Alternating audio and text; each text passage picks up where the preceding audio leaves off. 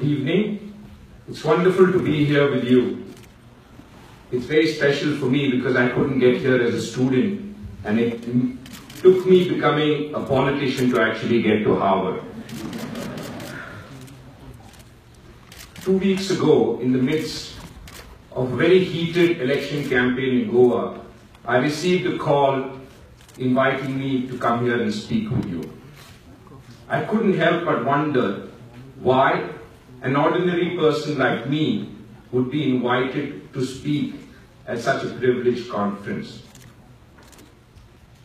Was it because I was crazy enough to join politics in India, ignoring a business which was flourishing and making sacrifices as far as my personal life went?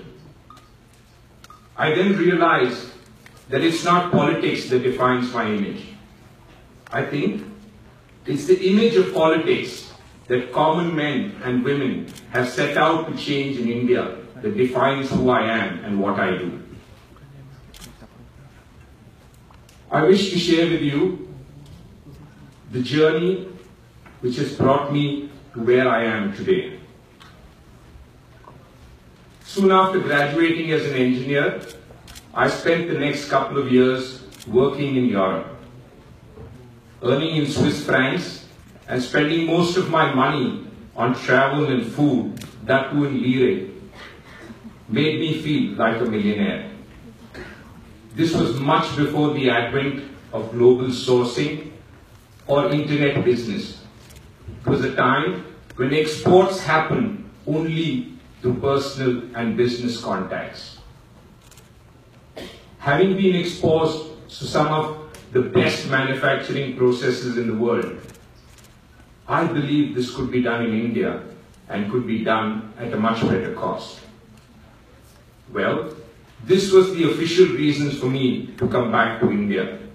The real reason being I missed family and friends and could not do without hot idli sambar for breakfast and biryani for lunch.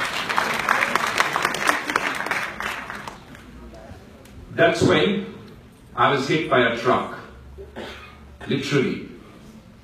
Imagine the mental trauma of a 23-year-old as I lay in bed, not knowing whether I would live and being told that if I did, I would be a vegetable. It was hard. I actually read a lot about people in similar circumstances who had successfully made it out of similar situations. I must confess, it was the love and support of my family, friends, and my wife Pratima, whom I was dating then, that actually helped me pull through. I was determined to live, not just live, I was determined to succeed. After a miraculous recovery, I spent the next 15 years in the rat race. Business flourished. However, I had lost touch with the real world. That's when I was hit by a truck again. This time, only figuratively. Pratima and I lost our newborn twins to natural causes. It was hard. I actually spent the next 6 months meeting various spiritual leaders to try and find out an answer as to why this had happened. This incident very quickly brought me off the proverbial high horse, not just to the ground, but below the ground. It was timely advice I received from a friend who said, imagine someone had put a 50-pound weight on your back.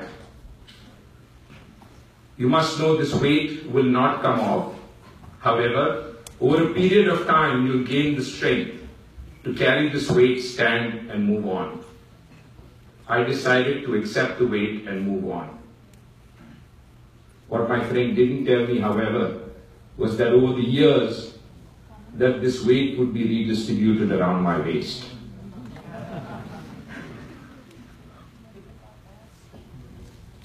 Finding myself firmly on the ground, I decided there was more to life and decided to follow my passion into education and skill building. It was a wonderful experience to actually get involved with the rural school that was set up by my father. With each passing batch, each graduating batch we had in the school, it became clear that rural children in India, given the same opportunities as their urban counterparts, could not just compete, but would actually excel in academic, sports, and cultural activities. Imagine a girl who played badminton in the open air and on mud courts was competing at state level. It was actually the first Obama election that got me interested in politics. The huge volunteer participation, the $1 crowdsourced election funding, most of all, it signified hope and change. It was at a time when democracy in India had been reduced to voting once in 5 years. Voter turnout was as low as 50%. Most importantly, this 50% of voters, 80% of this 50% of voters formed a vote bloc, which was influenced by all the wrong reasons of money, muscle power, religion, and caste. Along with a few friends, I founded a citizens' initiative called Smart Vote. Our intention was to increase voter turnout, to help voters find out more about their candidates so that they can make an informed choice. We actually ventured into trying to create a new kind of vote bloc that would be around issues. Very soon we realized the apathy of voters had to do more with the lack of good choices on the ballot and a political system which was infested with corruption. It was around this time that, I think it was the year 2010, that political corruption in my state of Karnataka had hit the roof. My namesake, the infamous Reddy brothers, their cabinet colleagues, and the then chief minister were looting the state of its natural resources. We founded something called, actually, a citizens' movement called Corruption Sahu. Corruption Sahu means enough of corruption. This movement then went on to become the state chapter of the national movement India Against Corruption. I had the wonderful opportunity to work with people like Shri Anna Hazare, Justice Santosh Hegde, Arvind Kejriwal, and Prashant Bhushan, along with millions of Indians, not just in India, but around the world, who had come out on the streets protesting against corruption. After 2 years of activism, it became clear, and we were sad to see, that the entire political class had come together to deny us a strong anti-corruption law. We were mocked. We were told that laws are not made in playgrounds, and that if we wanted to make laws, that we would need to fight and win elections. For most of us, it was a very difficult choice. There was almost no choice at all. You must understand, in India, there still continues to be a notion that politics is for the good for nothing. Many of our former colleagues decided not to get into the muck of politics and remain a citizens' movement. I too was very, very reluctant to join politics. It was an interaction I had with a 26-year-old Swedish politician who told me he had dreams of the way his city and country should be, and he thought politics was the only platform for him to realize these dreams. He told me that while I was doing good in running a rural school and my skill building program, that I could only impact the life of a few hundred children. He went on to say that through politics you can actually impact the lives of millions of children in India. This is what convinced me to join politics. There I was, helping found a new political outfit called the Aam Aadmi Party, with the broom as its symbol to signify our intent of cleaning up the political system. Aam Aadmi means common man. It doesn't really mean poor man. I have a difficulty at times to explain how someone like me who enjoys playing golf can be an Aam Aadmi.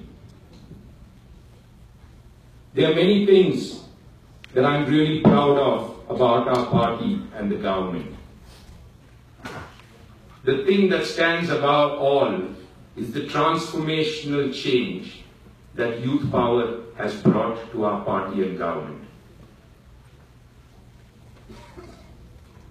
The youth, you must understand, had fresh ideas, out-of-the-box thinking. They were willing to take risks and innovate. Ours is truly a very young party.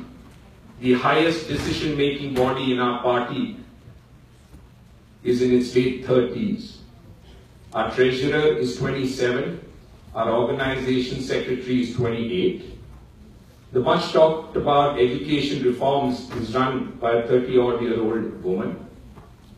More importantly, in the recently concluded Punjab elections, our star campaigner was an 18-year-old girl from a small village.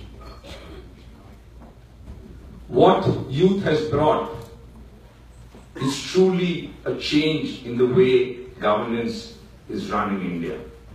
I'll just give you a few examples.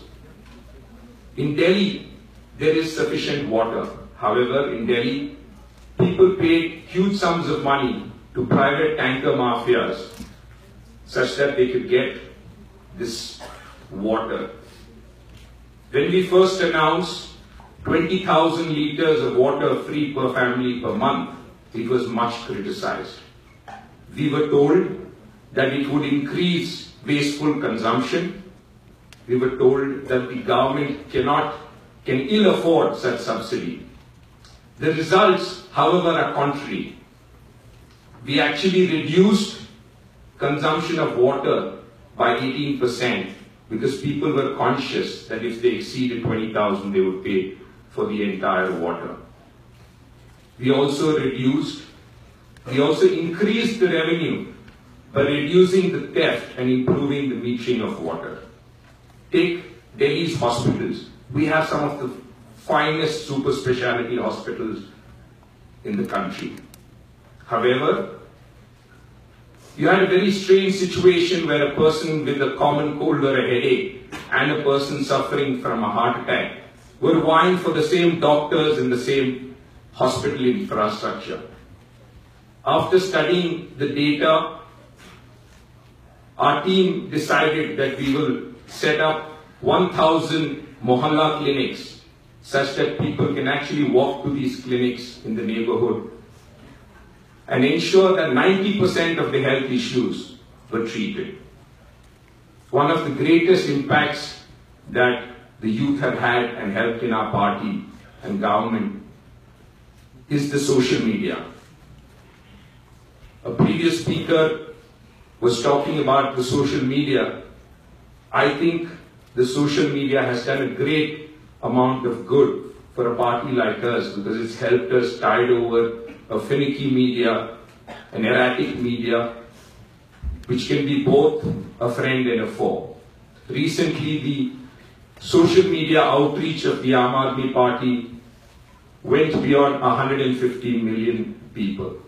It's helped us to reach out directly to people with our message as well as ensure that we are able to rebut false propaganda.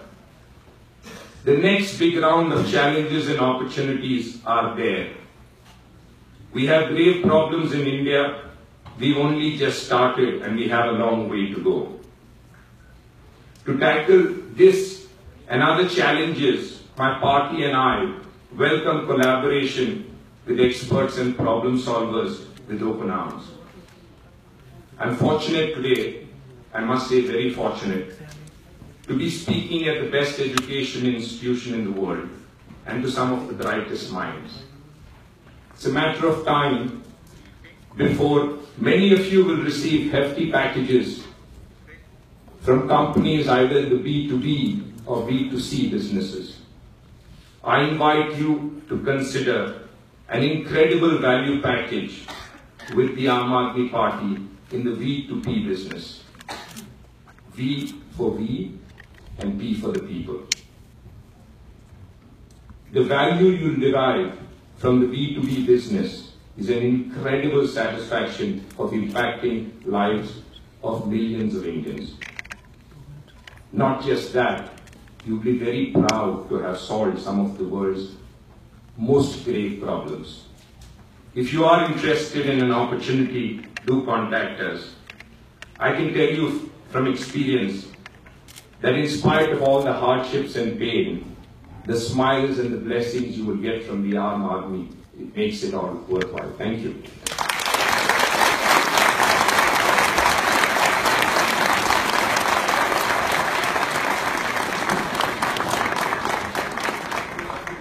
Thank you so much, Mr. Reddy.